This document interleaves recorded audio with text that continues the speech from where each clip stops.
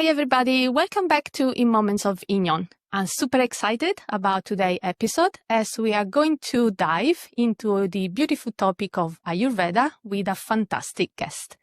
Starting from the assumption that every organism or system must be viewed as a whole and not just as composed of individual parts, the holistic approach considers all factors, including mental, emotional, and spiritual ones, that might affect a person's overall health, rather than focusing only on the physical symptoms of an illness or disease. One of the key concepts of the holistic approach is that of balance, and in today's episode, we are going to see how Ayurveda is connected to it. Can Ayurveda help us to understand our own self? Can it foster intuitions? Does Ayurveda connect with moments of inyeon, moments of destiny, moments of purpose? We are going to talk about all this and much more in today's episode. So let's start.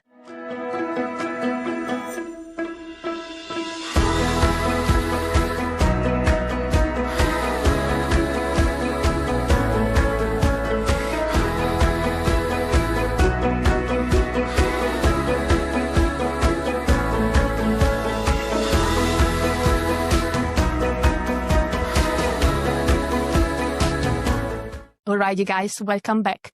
Our guest today is Ayurvedic practitioner and friend of mine, Colette. Colette, welcome to In Moments of Inyeon. How are you today? I'm great, thanks. Thanks for having me. Thank you for being here. Thank you.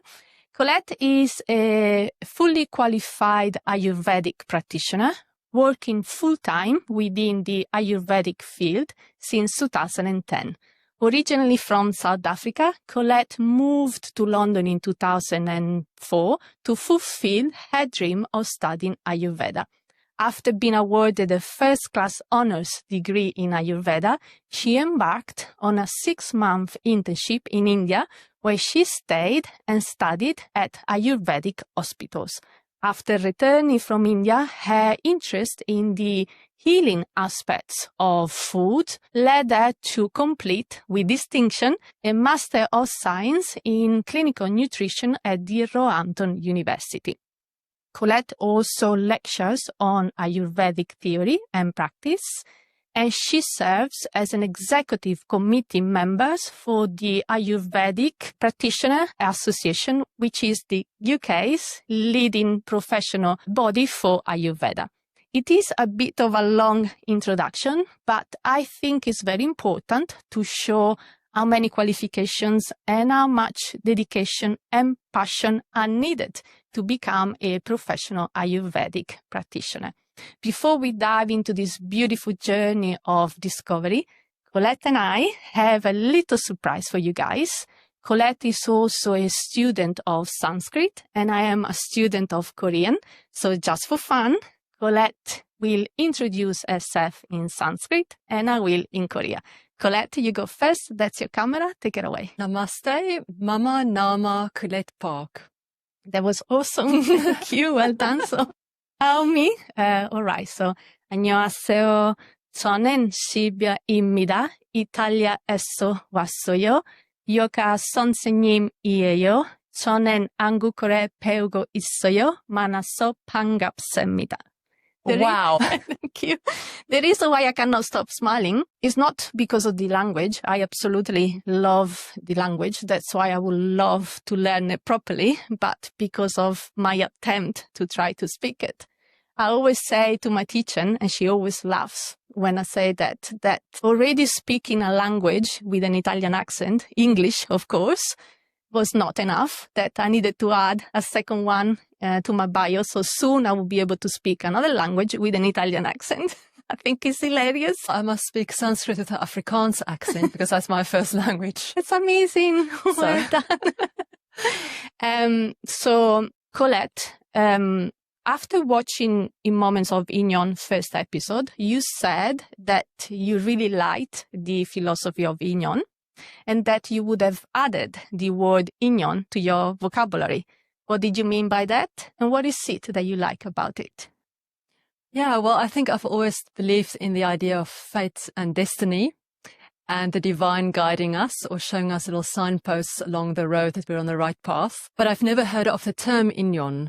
And then also at the age of, I think, 19 or 20, when I completed school, my mom and brother and I moved to Cape Town from a small village. And in Cape Town, my mom met, it was called the House of Tao, some Chinese practitioners who practice Taoism. And this lady told my mom about, I think it must have been the same concept. So I remember my mom coming home to me saying, wow, even if you walk past someone on the street and maybe your arms brush accidentally against each other, that could mean that it's destiny and you know each other from a previous life. But I never heard of, I never had a term to describe it. So when you came up, or when I listened to your first episode, I thought, oh, wow, I know about this, but I didn't know the term. So thank you for adding it to my vocabulary. My pleasure. That's amazing, actually. It just brought back so many memories, and you found a meaning into the memories that came back to you. That's very beautiful. Thank you. Do you think we are looped into each other's Inyeon red threads? And if so, how? Yeah, I think definitely, because I think our friendship now spans 5 or 6 years. So I remember I met you, I think in 2018. And I don't remember how you got in touch with me, but you got in touch with me to teach some Ayurveda on your yoga teacher training module. I remember meeting you in Wimbledon and having a really nice meeting with you. And I have a really nice memory of us sitting in a coffee shop. I don't know if this was still in Wimbledon or, where we went. We were going through the modules and what you were hoping for me to teach and how many hours I would be teaching. And I just remember leaving feeling really happy and uplifted by your company. So I have more or less the same memory, actually. And I think my moments of Inyeon with you come from a perspective of being a passion of yours. And like you said, we met many years ago. I think it's more or less 7 or 8 years ago, but my math is very bad. And I've been a patient of yours for the last 5 years out of the 8, so long time. Yeah. But like you said, when we met because we were supposed to work together, but I don't even remember who gave me your contact. And sometimes my best friendship or people that they are part of my life for a really long time, I don't remember how we met. Yeah. And then I turned to Ayurveda while struggling with physical and mental pain. And as you know, I'm the kind of person that when struggle with pain has to find a solution. And I managed to be proactive even while deep into depression.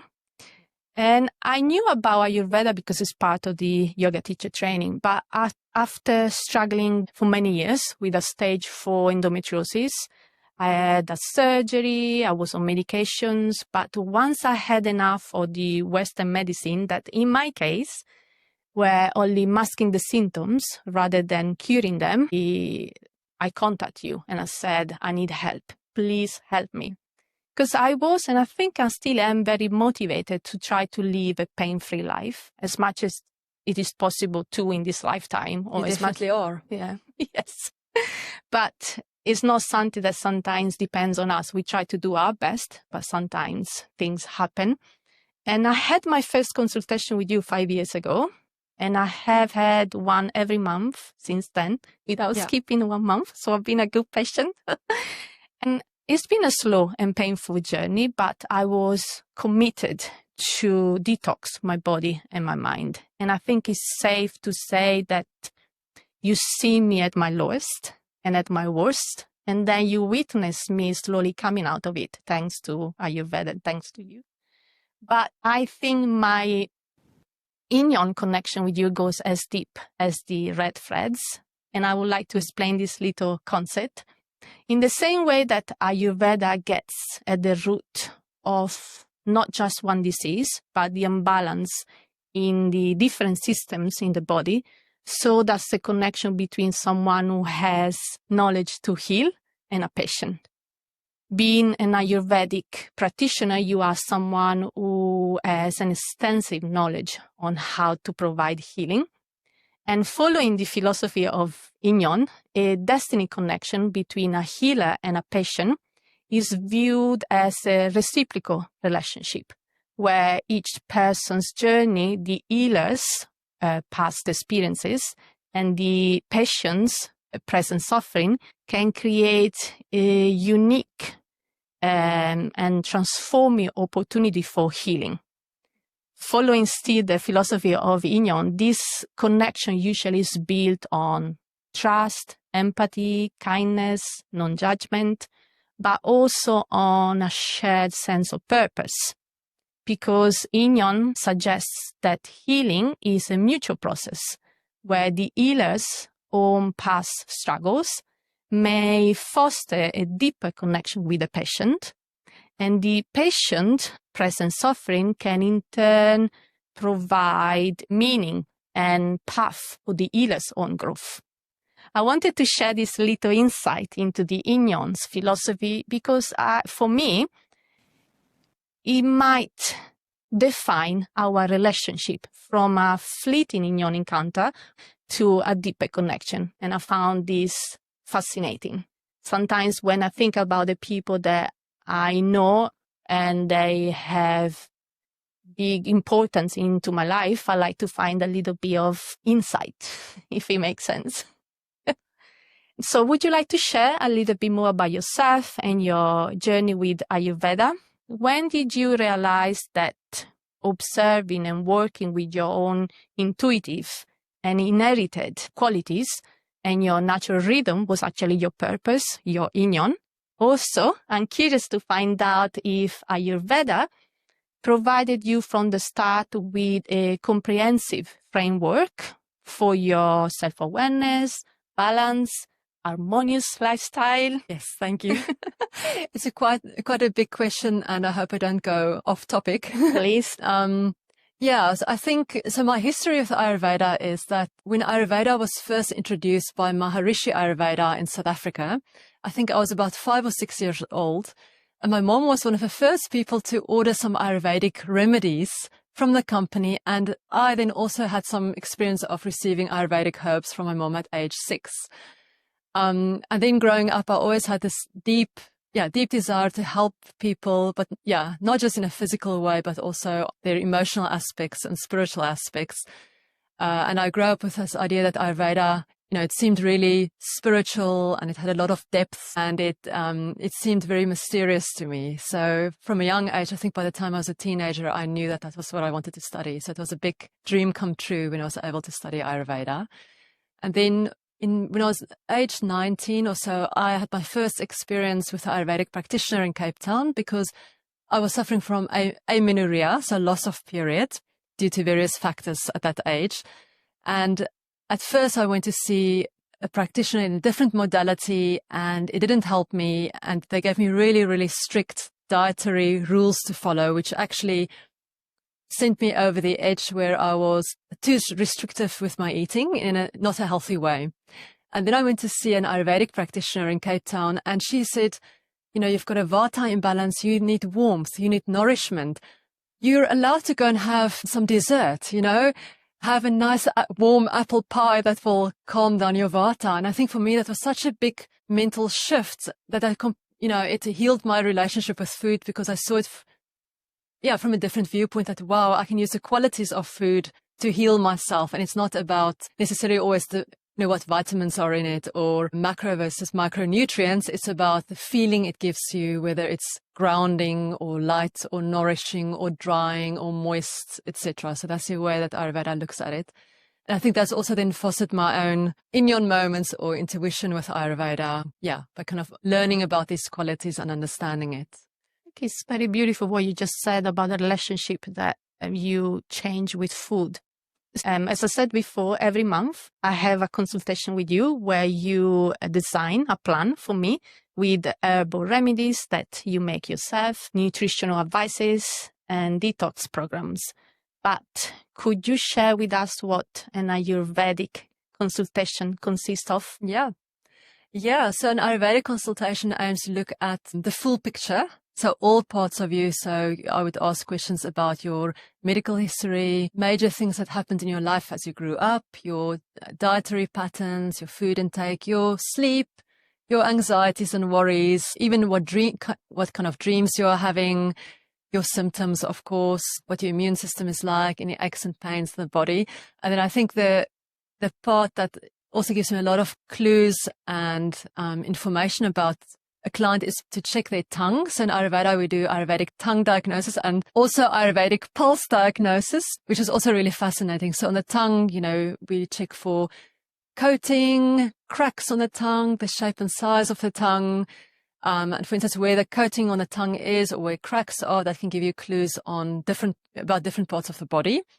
And then similarly, with a pulse diagnosis, there's actually 7 levels to the pulse, and it includes your basic constitution, so what doshas you're born with, so whether you're more fiery in nature or more earthy in nature. I can check the organs, if there's an imbalance in the organs, kind of the mental makeup. There's even a level where you can check the chakras and what's going on there. So it's quite an interesting process. Yeah. Amazing.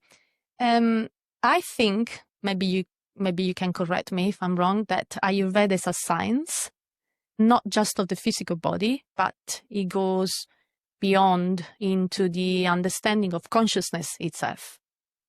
And I have this little theory about the connection that Ayurveda could have with Inyeon, and I'm curious to see what you think about it. I think they are linked through the law of cause and effects and through the concept of the person's Ayurvedic constitutions. In the case of the law of cause and effects, Ayurveda emphasizes and acknowledges that present circumstances are a result of past actions, and so does Inyeon. And in the case of the person's Ayurvedic constitutions, by understanding them, we can tailor our own lifestyle, diet, treatments to address imbalances, promote targeted health, and inspire future well-being. What do you think? Yeah, absolutely. Ayurveda is definitely all about cause and effect. And our aim in Ayurveda is always to find the cause for any imbalance that you are experiencing. And, there's a multitude of things that can cause an imbalance. So everything that we do, think, eat, the weather, our environment, our stress levels all have an impact on our body and mind. And yeah, I've lost my train of thought. I'm sorry. In the case of law of cause and effects on the Ayurvedic framework, would be karma. Yeah, so there is a karmic, in the classical Ayurvedic texts, I do talk about karma from past lives. If you can't find a cause in this life, there's even this concept that, your parents at your moment of conception, they have their own dosha makeup. So let's say maybe your mother is more fiery in nature, your father's more earthy in nature, and then at the point of conception, you might get a combination of their basic makeup. So that's a bit like ancestral karma coming through, which is also really interesting. And yeah, then in Ayurveda, we're trying to find the cause, and then there's this concept of nidana parivarjana. So nidana means cause, and parivarjana means to prevent that or to stop doing that. So nidana parivarjana is to stop the cause and not to partake in what is causing your imbalance. So for instance, if you have a vata imbalance, you've got dry skin, dry hair, dry nails, you're suffering from insomnia, there's too much coldness and airiness in your system, and you've got a long history of eating cold salads in the winter, we would say, okay, those cold salads is your nidana, that's the cause.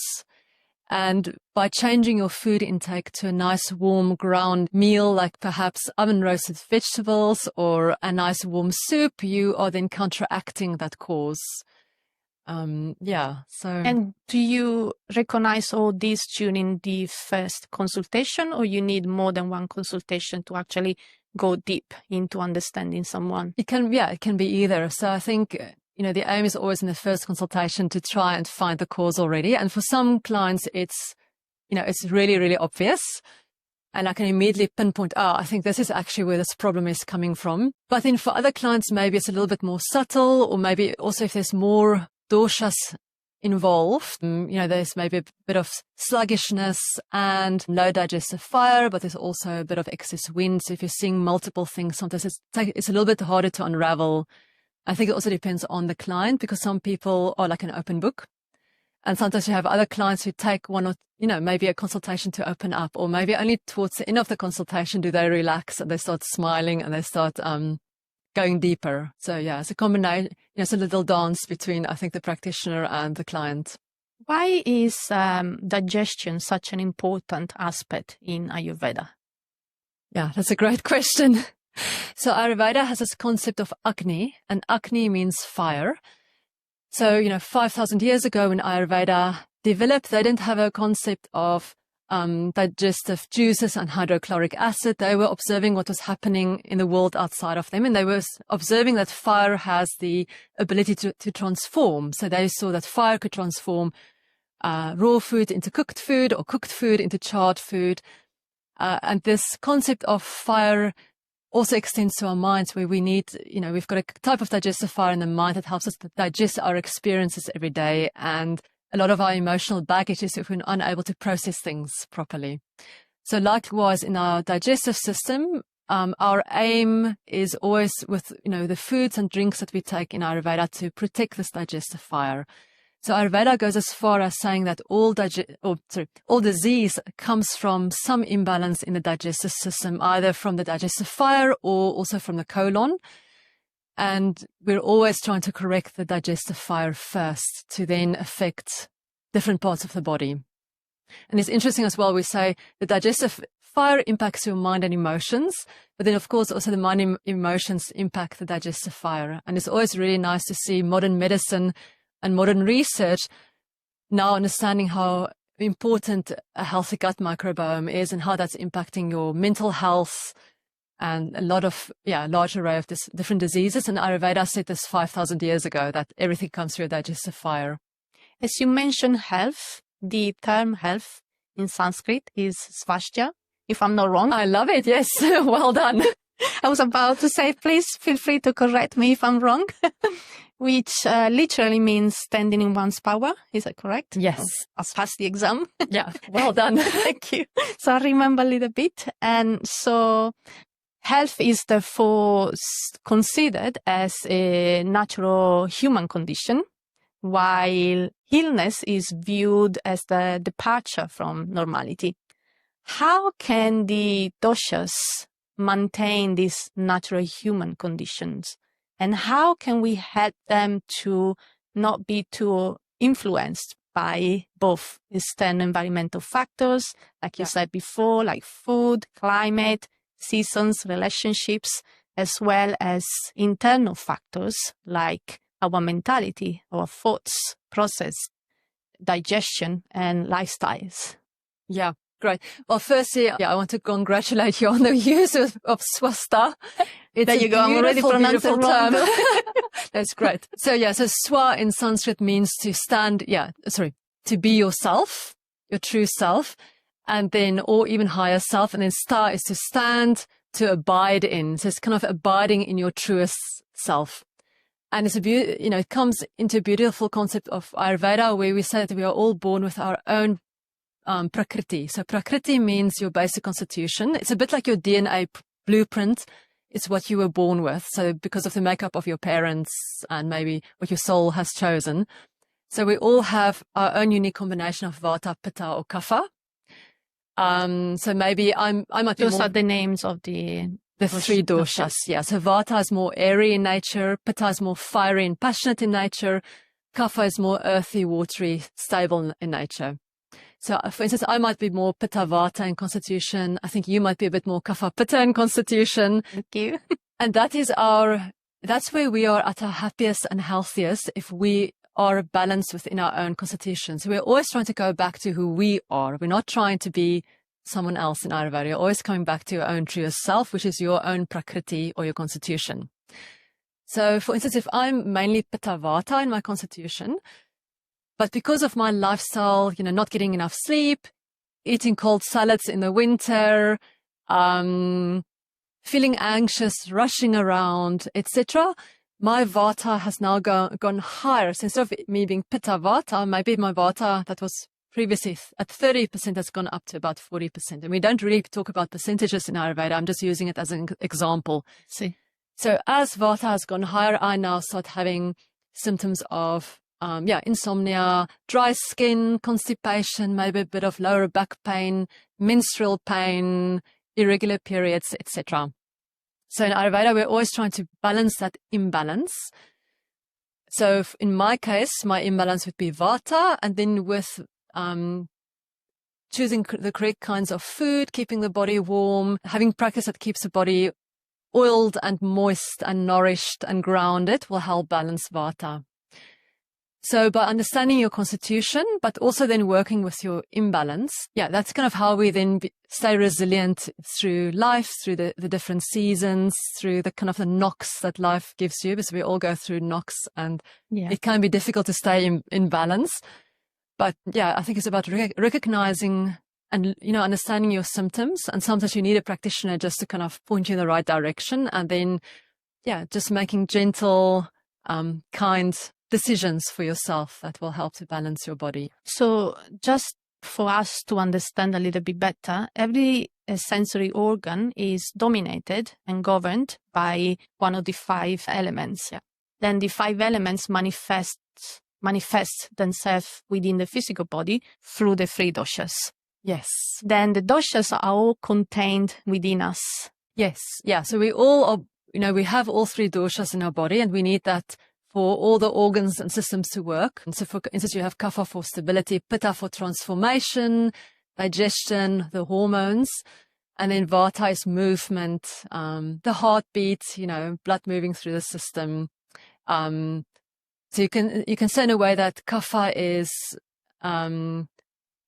nourishment, Pitta is transformation, and Vata is a breakdown of things. So you kind of need, you need to be born, maintained, and then broken down. And that happens with all our cells every day. So you do need all 3 to stay in balance. And it's beautifully said that each dosha rules, or each element rules a different organ, and therefore each dosha rules a different organ. So again, during consultation, I might look at what, let's say if your ears are affected with ringing like tinnitus, I would say, there's a Vata imbalance. Whereas if your eyes are feeling very light sensitive, then it's a Pitta imbalance, because the eyes are ruled by fire. It's so fascinating. Would you say that each of us is a non-replicable creation of doshas, elements, and sensory organs? Yes.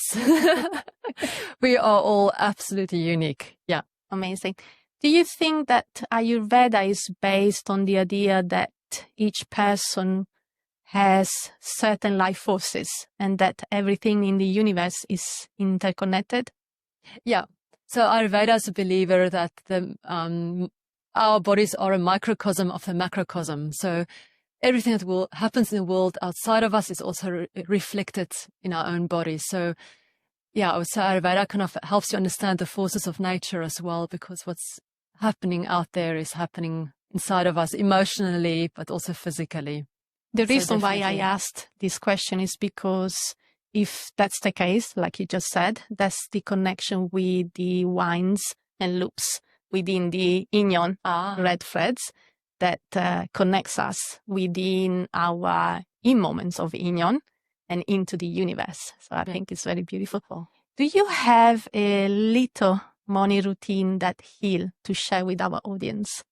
Yes. I know it's generic. Everybody will have a different one, but maybe something that could help everybody. Yeah. So Ayurveda is very big on the morning routine, and we say that having a good morning routine sets you up for the rest of your day. And I have mine. Yeah. Yeah, I know you do have yours. So so Ayurveda was the original propagator of self-care in the mornings. And I know that it really impacts my own life in a very positive way if I have a routine. I can feel the difference when I don't have a routine versus when I do have a routine. So I think it's just a nice way of waking up and you've done something beautiful for yourself rather than waking up and scrolling your phone, for instance. So the Ayurvedic recommendation would be to wake up, scrape your tongue, brush your teeth, and then I think one of the most beautiful things that you can do for yourself, and it has a big impact on me when I do it, is to do a self-massage with warm oil. So the warm oil is very, very grounding, and it's very Vata pacifying. So, if you think of air, which rules Vata, it has dry, rough, cold qualities, which impacts our central nervous system and can make us feel a bit ungrounded and anxious. And I think a lot of us go through life feeling quite anxious and or stressed. So in the mornings, by using a warm oil, and the sense of touch is actually calming on Vata as well. So the skin is ruled by Vata. So applying qualities as opposite to this cold, rough, dry. So the warm, you're warming up sesame seed oil, and there might be some herbs infused into it to balance either Vata, Pitta, or Kapha. But that oil is physically warm, heavy, and very moist. So it counteracts those Vata qualities. So it's very, very calming. I find when I have oiled myself in the mornings that I don't procrastinate. I can be a bit of a procrastinator where I overthink things in my head instead of actually just getting on and doing them. And I find when I've oiled myself, I think it's less anxiety. So I just get on with things and I do it without overthinking it. So it's got a very calming effect. As you know, I'm very into my morning routine, and even when I have to travel, I always do it. And I remember telling you, and you were always smiling at me, like not a lot of people would be that committed, accessible. All right. So intuition is a natural capacity that can be cultivated through practices such as meditation and positive, loving living lifestyle and self-care rituals. And those allows us to connect with our inner wisdom and to make well-informed health choices. But how can Ayurveda foster intuitions? Beautiful question. You? Yeah, I think Ayurveda really puts us in touch with our bodies. I think a lot of us, we go through life very fixated in our head. We live from our head space, and we're often completely cut off from our bodies. So I think Ayurveda, when you start learning about the principles of Ayurveda, and also if you start the morning with self-massage, maybe a short meditation and so on, you start connecting with your body more and more. And then if you have these principles, we understand that, okay, I'm feeling a bit overheated and stressed today, and that cooling practices would help me. Then, you start getting more and more in tune with your own body and what it needs. So I think Ayurveda, it's a really beautiful practice. And I think once you've learned the basic principles and start following them, you get more and more in tune with your body and its needs as well. So, do you think there is a connection with specifically yours, Ayurvedic journey and Inyeon, destiny purpose? Yes. So, I love this concept of Inyeon because I think life is full of miracles, and I've had many amazing moments of synchronicity in my life where it has felt like destiny, and coming to Ayurveda has been one of them. So when I first arrived in London at the age of 20, my plan was to study Ayurveda either in India or somewhere else. And within a few months of arriving in the UK, I found out that there was an Ayurvedic university not too far from here in Wimpole Street. And I contacted them. I think I arrived in that January. I contacted them in June and said, I would love to come and speak to someone. And my idea was maybe to save up money and start studying the following year if it was possible. And I remember they booked me in for to come and chat to them at the end of August or beginning of September. And when I called up to make sure my appointment was correct, the lady on the phone said to me, yes, Colette, you're booked in for your interview on this date in September. And I remember I was shocked and I said, no, I don't want an interview. I'm not ready to study Ayurveda. I just want to talk to someone about the course because I'm very interested. And she said, just come along. So I turned up for this interview, and the person who was running the university had a conversation with me, asked me about my date of birth, checked in a mysterious looking, Jyotishi, Vedic astrology book, and said, you are perfect for this course. We start next week. And I remember I started crying because, that's how unexpected. I said, oh my gosh, it's too soon. And he's like, no, you might not get this offer again. You are starting next week. Amazing. I remember that evening walking home, calling my parents, my mom and father, one by one, saying, I'm starting a degree next week.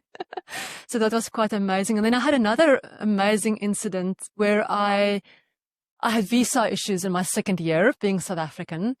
I had issues with my student visa, and I had to go back to South Africa. And I think, everyone who's gone through Heathrow Airport as a foreigner knows how notoriously difficult the customs can be, and how, the type of questions they ask you, and they try and intimidate you. So I came back after a little break with my new visa. And the lady at customs, I was really nervous because I always had, I had many bad experiences at customs being a South African. And the lady at customs said to me, "Can I see your university letter?" So I had a letter to say, I'm at this university and I need to come back in. I'm in a proper degree course. I've got my visa. And she looked at it and said, the title of the course is Ayurveda. And she said, "Wow, I go to yoga classes. I love yoga. I love Ayurveda." Whoop, she gave me a stamp and I went through. And it was just such a moment of Inyeon, because I felt like it was the universe telling me I'm on the right path and I have to, I'm meant to be here to finish this course. So that was amazing. Oh, thank you. Thank you for sharing that. That's really nice. When we wonder if what we do has to have a meaning, there is a need for a meaning behind it. To me, if it doesn't, then the thing I do becomes a chore, and then it can be done by anybody else.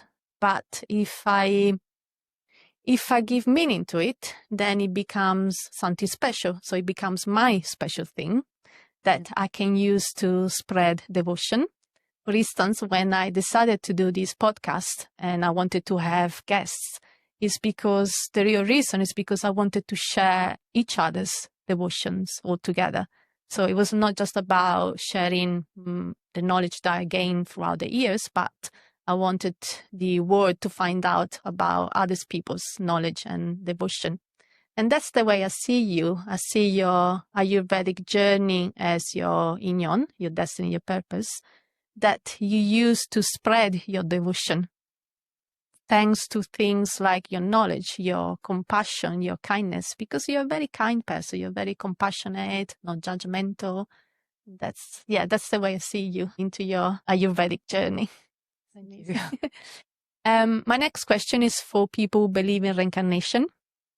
If good health is a fundamental to achieving the Ayurvedic goals of life, including, let's see if I remember in English, beauty, wealth, pleasure, and salvation. Yeah. And please feel free to tell us the name of those in Sanskrit if you like. And if we don't look after our body and mind in this lifetime, can that influence future existence, future lives? Yeah. So the 4 terms are dharma, artha, karma, and moksha. Next time. So Ayurveda. Next episode I will remember. Exactly. Well, I'm very impressed that you know what those 4 things are, even if you don't know the Sanskrit words. Thank you. So I think, Ayurveda comes from the Vedic sciences, and it comes from the Atharva Veda, which is also part of the system of Upanishads. So, and it's related to Sankhya philosophy, which is also underpins yoga. So it's very much about fulfilling your own destiny, which ultimately from a Vedic viewpoint would be moksha or liberation, which I think is the same for Inyeon and Buddhism. Yeah, so I think the Ayurvedic idea is that when you are balanced and you are in good health, you are, it's easier for you to focus on what's important for you in life and to fulfill your life's path. So therefore, I think Ayurveda is really helpful in that way. So we need to try to do our best if you believe in reincarnation in this lifetime. Yeah, exactly. So you've been running your own busy practice in London for more than 10 years now, where you provide more than Ayurvedic consultations. Would you like to share with us what else you offer, and where can our audience find you and, your practice? Where are you based? So I've been based in Wimbledon for 10 years now. Before that, I worked at a couple of Ayurvedic places. So I've been self-employed in Wimbledon for 10 years, and I offer Ayurvedic consultations where I check your pulse and tongue, which is always exciting for people, and work on a health plan, and I would mix herbs specifically for you and your condition. And then I also do offer a wide array of Ayurvedic body therapies, so body massage. There's some really beautiful, unique treatments in Ayurveda, like Hridaya Basi, where we keep warm oil on the heart, or Kati Basi, warm oil on the lower back. And all these treatments also have an emotional aspect, or creates a bit of an emotional opening. So, for instance, there's also a treatment called Marma Abhyanga, where we work on pressure points or vital points in Ayurveda. And that often gives people a bit of an emotional release, which is really interesting. So, yeah, so my focus is diet and nutrition and herbs, and then also doing the physical therapies.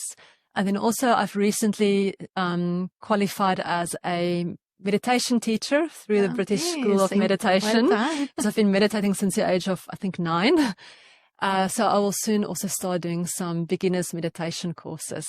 I was about to ask you that, if you offer like workshops or like... Yes. And then also from time to time. So I have, I'm planning another Ayurvedic retreat, Ayurveda yoga. So I'll be collaborating with, a yoga friend who's a Vedic astrologer as well. So I'm planning a lovely retreat, which is worth looking out for as well. Sounds like you're very busy. And yeah, I've done some workshops in central London. So, when you lectures on Ayurvedic theory and practice, are you part of a yoga school, part of a yoga teacher training? Yes. So I have been up until the pandemic, and then, they decided to take their training in-house, but I have done training as well for Karma Ayurveda, which is, quite a high-end skincare brand that's in Harrods and Notting Hill.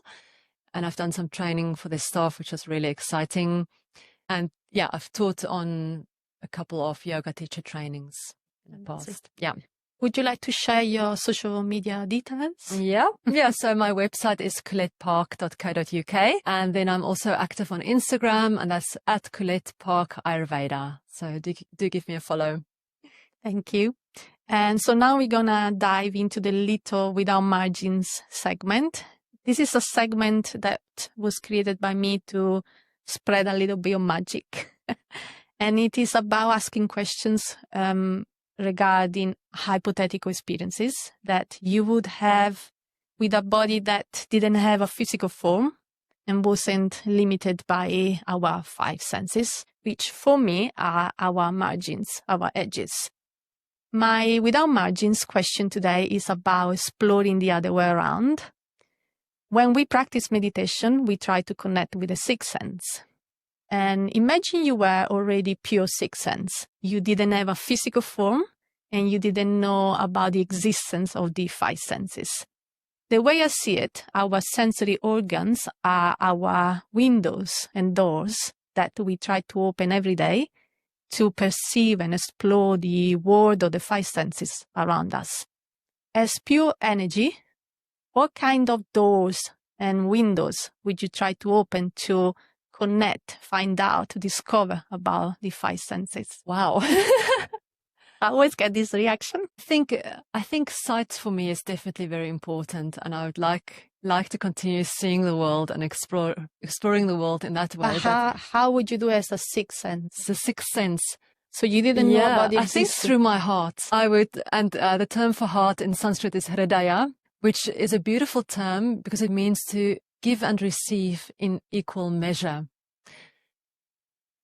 Yeah, and I think our senses is actually a two-way street, because in Advaita Vedanta and some tantric philosophy, the idea is that we, what we experience through our senses actually comes from inside of us. So I think, I would love to be more heart-centered and then explore outwards from that way. What a beautiful answer. Thank you. Just for fun, do you have Without Margins question for me?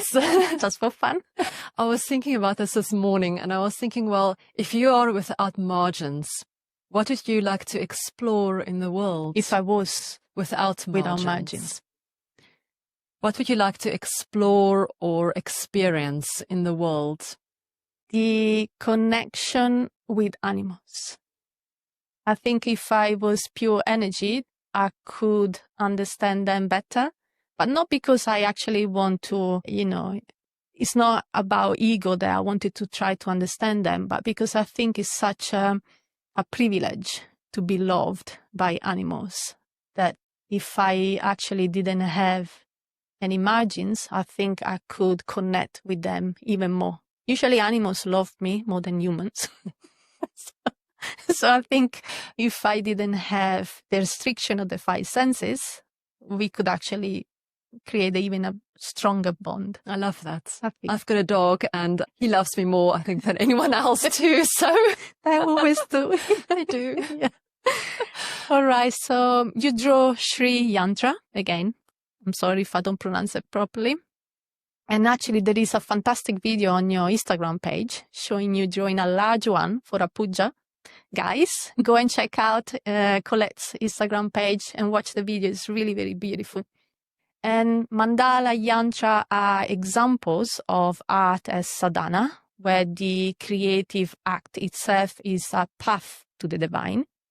But could you share with us a little bit more what Sri Yantra is, what it promotes? Yeah. So I started drawing the Sri Yantra at the beginning of the year, and I draw it daily. Although sometimes when life gets busy, I skip a day or two and then I draw a couple the next evening. But yeah, so for those who don't know the Sri Yantra, here's a beautiful card by actually the teacher I learned to draw Sri Yantras from. And yeah, I think maybe we can share that as well. Thank you. But yeah, so the Sri Yantra is a map of the cosmos, of the universe. It's also a geometric form of, or geometric representation of the goddess Lalita Tripura Sundari. There was no way I could have pronounced that. So she is known as, Lalita means playfulness. So she's a goddess of playfulness. So playfulness out in the world. And the idea is that the whole world is her play or her lila. And what's amazing about the Sri Yantra is it's a combination of Shiva and Shakti. Now, I think it's 43 little triangles that it then creates. It also has 5 downwards pointing triangles. So there's one extra triangle going downwards, which means that in this tradition that the Sri Yantra comes from, which is Ayurveda, the goddess is the most important. The Sri Yantra is also, each level is linked to a different part of the body or a different chakra as well. So the Bindu, which is the point in the center, would be kind of the crown chakra, for instance. So it's also a map of the body. So it's a map of the body, but it's also a map of the cosmos. So it's also said that the Bindu is the point of pure potentiality. So it's a combination of Shiva and Shakti in union. It's a bit like the Big Bang. So the Big Bang is in the center and then going out through the triangles and the petals of the flowers on the outside. That's kind of how the cosmos then is created. So yantras are used for a focal point in meditation and also in ritual. And every single triangle in that yantra is a different goddess or yogini that protects you or gives you, positive energy or wealth or a feeling of abundance. And, this is inner wealth, inner abundance, deeper understanding. And the ultimate aim of the Sri Yantra is to merge your own consciousness with universal consciousness. Hence, it is a map of the cosmos. I'm going to keep it next to me. Great. Because of the intricate and complex process of drawing and coloring every element of mandala and yantra represents the unfolding of the cosmos, like you said. The idea of mandala and yantra always makes me think of this quote I read a while back that says that there is a fundamental idea in string theory that the entire universe could be an hologram. The holographic principle suggests that what we all experience every day in 3 dimensions may actually just be information on surface, located at the farthest reaches of the cosmos. So there is a possibility that our lives are just acting out painting on the largest canvas of the universe. And I always find this fascinating. Yeah, so beautiful. I really, really like it. So thank you. Could you share with us, I don't know if you need this back, a short mantras meditation in the Sri Yantra tradition to attract spiritual growth or loving and kindness that the words so desperately needs right now? So the mantra that's associated with the Sri Yantra is Shreem, and Shreem means auspiciousness and abundance. It's also linked both to Tripura Sundari, but it is also a bija mantra or a seed syllable of Lakshmi. So it's to attract auspiciousness into your life. And, this tradition is a non-dual tradition. So in non-duality, it says that everything is divine and all experiences ultimately is divine. And therefore all experiences are auspicious. So it's a way to so using the Shri Bija mantra is a way of bringing more auspiciousness and recognizing more auspiciousness into your own life. So a beautiful meditation from this tradition would be to use Shreem as a mantra. How I would use it is to start with sitting up the meditation. So if you sit up the meditation with grounding yourself, feeling the seat underneath you, feeling the ground supporting you, noticing any sounds in the background and seeing that as a support to your meditation and just accepting it as background noise. And then focusing on the Sushumna Nadi. So you would focus on a column of light just in front of your spine, so just up the center of your body. So just a thin channel of light going from the base of the body all the way through the center and coming out a little bit above the head, so along the center of the body. And just breathing white light from the bottom through the channel with the mantra Shreem. So you can breathe the light in, and then as you say Shreem, radiate this light that's going all the way from the bottom through to the top. And this with Shreem radiating that abundance and clarity and auspiciousness out to your own body, but also everyone around yourself. And just repeating that process. So focusing on the light coming from the bottom, being lifted all the way up with Shreem, and then radiating with Shreem outwards. It's a really lovely meditation to do. It's very beautiful. Thank you very much. That was really nice. Do you have any final thoughts on the connection between Ayurveda and Inyeon, destiny purpose? Yeah, I would go so far as to say that Ayurveda can help you realize your destiny and purpose, because I think if you are more present in your body and you're not just living in your head like most of us do, but if you're more present in your body and you are more balanced overall, then there's an inner strength that you have. And then even if life knocks you and throws you around, if you've got that inner balance and strength, you will be able to focus on what matters to you in life. And I think that hopefully then fulfills your destiny and fate, which is Inyeon, if I understand it correctly. Yeah, beautiful. So everybody that is already on the path of Ayurveda is already, maybe without even knowing, into the path of Inyeon. Yes. Thank you. Ultimately, the question of whether Ayurveda is part of a predetermined destiny is a matter of perspective. While some believe that everything that happened to us is predetermined, others believe that the predetermined destiny or karma within the Ayurvedic framework is not a fixed fate, but a path shaped by past actions and choices, leaving room for present free will to navigate it. As always, there is not a single answer, or there is not right or wrong, but only many, many different perspectives. I'm going to leave you with a question, guys. Do you think we have free will to choose the holistic health system that we want to try? Or is it part of a predetermined destiny that we stumble upon it? Let us know what you think and leave us a comment. All right, you guys, we reached the end of our episode. So thank you, Colette, for being our guest, for sharing all your knowledge with us. And thank you from a personal note. So, 감사합니다. Namaste. Thank you for having me, and I loved all your perspectives. Thank I you. continue to learn from you. Thank you. We can do more episodes. I've got so many other things that I want to talk to you about. Great. And thank you guys for your support. If you like to subscribe, follow, like, you can find us on YouTube, Spotify, Instagram, Facebook, TikTok, and LinkedIn. See you next time with our next guest. Until then, keep following your red threads and keep living mindfully in moments of inyeon. 안녕히 가세요. 안녕히 가세요, Colette. Bye.